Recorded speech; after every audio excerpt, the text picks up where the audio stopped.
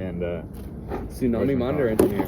The Tsunami monitor engineer right here, ladies and gentlemen. Ash of Ash Sound Co. Just like keep your head in the frame. Yeah. I just. Well, I'm not like just your head, just your head, not your body. I'm soon to be the monitor engineer. Oh yeah, October 10th, ladies and gentlemen. November. Fuck, November 10th, ladies and gentlemen. It's October like 30th. I knew that. Spooky season. I knew that. I forgot it was Halloween until like 3 days ago. Anyway. Yeah, tomorrow's Halloween.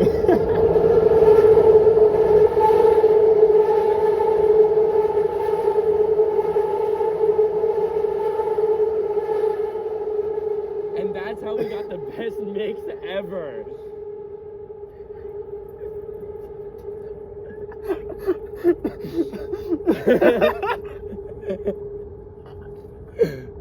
So, you just had to hear it. Anyway.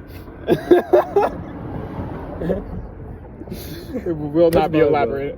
That's mine. You said I could hold on to it. I'm sorry. No, I did not.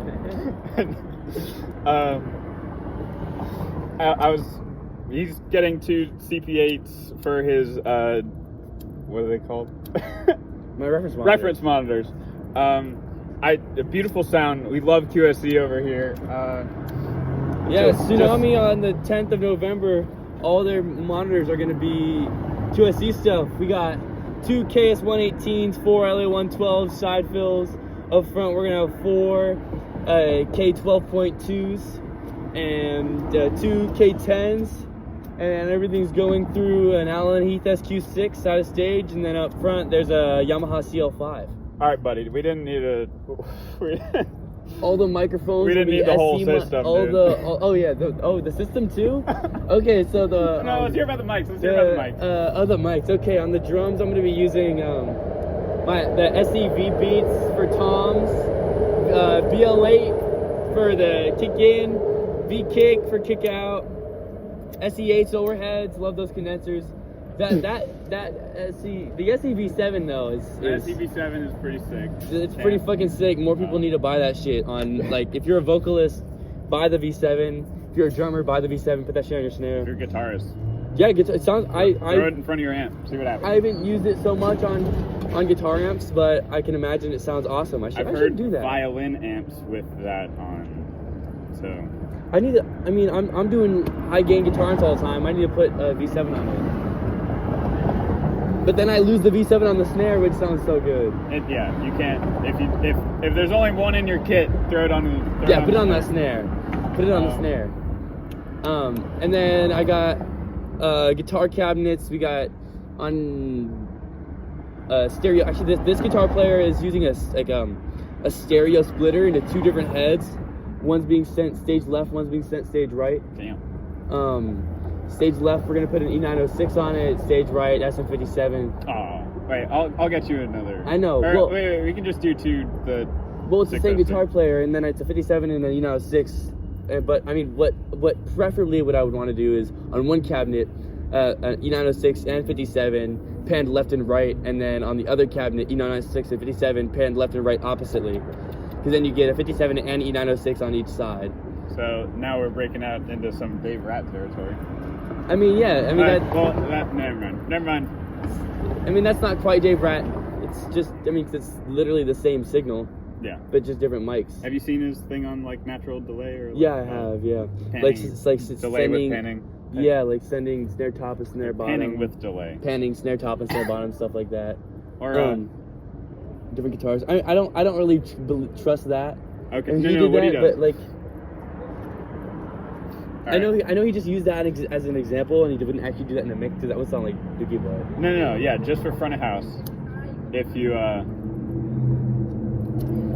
take a mono signal and you split it, and in one side you delay it a lot more, or not a lot, but just like 2 tastes to like a really narrow sounding signal. You delay it to taste on like the left side to make it come out a little bit on the left, or like if the guitarist is on the left, you would delay it in the right a little bit. Yeah. To to compensate for like. or not to compensate. I mean, that's like what I'm thinking of is small venue stuff when you have like a guitar player with one guitar on one side. Well, like the idea is that is a speaker that is coming out before a PA. Yeah. And so you want wherever it's not being heard to match up with it. But now so many tours have ISO boxes for guitars and stuff. Yeah. Well, yeah. I mean, it's a lot easier these days to do things, yeah. but and half the guitar players now are using digital amps. Yes, and like plugins that are coming straight from the board, or like a rack. And you got like stereo widening shit and what's that that plug-in for drums that like levels the sound of like the transients, like completely makes them all like exactly the same. I thought it was. I don't think it's like literally like drum leveler or something like it's that. It's like an ozone I think so. thing. I don't pay attention to plugins that much. Yeah, me either. Fact. I like to mix in the box, but like on my console, right. I like some plugins. If I would want to get waves, but not for like compression or EQ. It would just be for reverb tails. Yeah. Because I don't like the Allen and Heath reverb tails, and I love the waves. I would spend $2,000 just for all the different reverb tails. Absolutely. You know, I was actually considering that last year, but I think I'm gonna do that next year. I think the UAD reverb tails are beautiful. Yeah, but the amount of latency it's but when you get like a setup that works, that's the problem with waves too. You need a setup that works. Well, yeah, so but that you don't does have UAD latency. have like I mean, they have the UAD satellite, but it's not the same. I don't think it's the same. They have like an 8-channel like audio interface. No. Well, that's an interface. I mean like the wave stuff where you get an I/O card for your console and you can send even audio. With the Waves card, you get latency. It's pretty. It's like less than 7 milliseconds. But that's enough. No, it's not. I think that's enough. No, you don't. Okay. I can notice a difference. Let's say that. I don't think 7 milliseconds in itself you can notice, but I think you can notice built if up. You've got a lot after, of stuff. Exactly. But if it's just not just reverb tails. Yeah, like because reverb tails, you're already putting 40 milliseconds of pre-delay on that shit for just like a vocal. It's like you're not gonna notice that. We're dropping a lot of fucking game here, guys.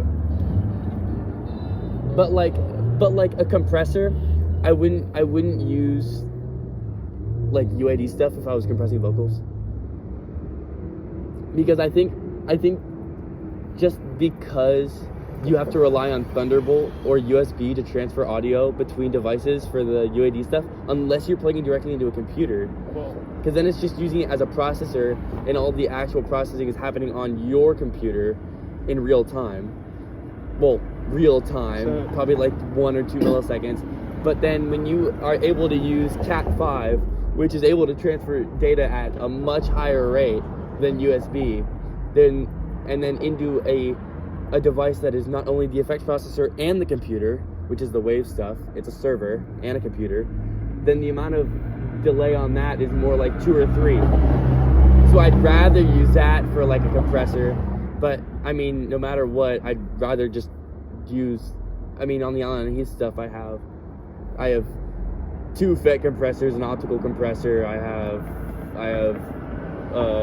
then I have the standard compressor. It's like I have plenty of options and tastes, and I don't need.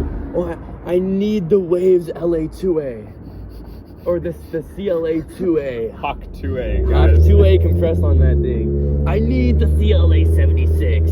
You need it. Everyone. It's like needs no. It. I think it's everyone. Like it's like I feel like a lot of people treat plugins as if like they're the real shit now. Like people will treat like the Waves LA2A like an actual 2A? Like as an actual 2A. It's like, no, I need the Waves. I mean, yes, they sound different, but if you're gonna have a console and mixing live, you could buy a used 2A for the price of the whole Wave server. And it looks cool as hell in your rack. Yeah, have her in your rack with actual output gear. A rack with. I just want to say, Also, now that we're on outboard gear, I just want to say summing mixers are a lie. They're a lie created by the government. Should Like- not be. like, Wait, you- before we like- go anywhere okay. further, Lord Huron has some beautiful outboard gear. Okay, continue. Yes, actually, you're really Have you, real. have you seen it? I have seen Lord Hero live. Pretty good. Pretty good. I was not expecting much. I'm just gonna say that. I Yeah. feel like a lot of people aren't into that music. Go listen. You've got to go listen. There's some cool percussion going on. Simple and cool, but yeah. Yeah. Yeah. Outboard gear. Oh, summing mixers, right? Summing mixers. So, summing mixers were made in that time where we had, remember, actually, no, you don't remember this. Wait, you want to go back and explain a summing mixer for the layman? So, a summing mixer, well, I'm going to explain it when I say how they were invented, okay? Okay. When you would export your master bus out of original Pro Tools, Uh-huh. it would squeeze your stereo mix by a shit ton. Uh-huh. So what people would do is, so a summing mixer just takes multiple channels and sums their values into one or two channels, like a left and a right. So what people would do in the original era of Pro Tools is they would use a summing mixer and individually route in their DAW outputs not to the left right of Pro Tools, but into the summing mixer, and then they would go back out of the summing mixer into a 2-bus. Gotcha. So they were just bypassing that. And then they kind of became just this whole thing, and they started getting, better and super nice and super expensive, like the Neve stuff and all that. But now, if you actually listen to the difference, A/B compare it, test a summing mixer to just anything exported. anything exported, you cannot tell. Yeah. But if you say that to a seasoned engineer, they'll be like, "What the fuck are you talking about? What need are you outboard gear." saying? A summing mixer doesn't do anything?" Yeah. It doesn't do anything. Yeah, I mean, stuff has gotten really good over the past 20, however long. 20, 30 years. Yeah. 30, No, 35 even years. from fucking 2001 to 2010, it's dog shit compared to 2015. Yeah, we went from Line 6 Spider to the Helix. Okay, could you explain that? Well- I know what you're talking about. I mean, the Spider is just an abomination of solid state, kind of digital recreation of. I mean, they sound good for effects processors and their delays and reverbs, but if you tried to add any gain to a Line 6 Helix, it's gonna sound like a wet fart. Look up a Line 6 Helix just so you can understand what we're talking about. Maybe, if you want to. Yeah. When do you have to leave? 10, 15 minutes. Okay. We're just gonna be doing this? Sure. We can keep doing this. Maybe. Do you want to know the PA boxes? Should we show them where we are? Wait a minute. You want to know the PA boxes of the Civic? Oh yeah, let's hear the system since I fucking brought it up and we got into it. It's a D&B acoustics rig. D&B acoustics rig. So nine boxes per side of their 8-inch dual 8-inch drivers. It's called the series is acoustic. Is that what? D&B acoustic Yeah. is the actually I have front of house engineer sent me the spec sheet. Pulling up the spec sheet for you, ladies and gentlemen. Oh wait, look at this stage plot real quick. You want to show that to the camera? Beautiful tsunami stage plot. Cool. Yeah, yep. Let's see. But we can get into the instruments after we do the PA boxes. Yep, Because that's what's more important, goddammit. page 11. Damn. Got an index on his stage plot, ladies and gentlemen. Let me just say that. Oh yeah, CO5. Okay. 18 D&B KSL 8s. 6 D&B SLG subs, those are their dual 18s. 4 D&B Y10 front fills. And then they got... Wait. 4 dual 10 front fills. Oh, my phone's about to die. Okay, this man is 17 and he's mixing on a pretty expensive system. Go check him out, I guess. We gotta go. Here's what's